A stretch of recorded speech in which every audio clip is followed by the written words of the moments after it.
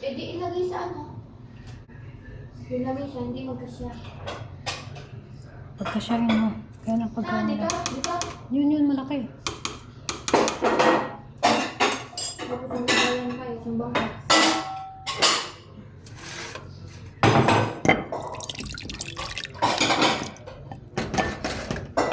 Kaya nagkadumas-dumas na. Ano yan, kakain na nga lang lahat-lahat. Hindi pa.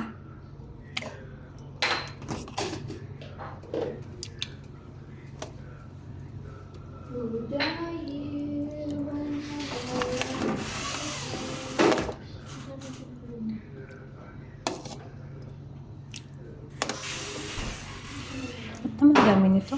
Sino ba kakain nito?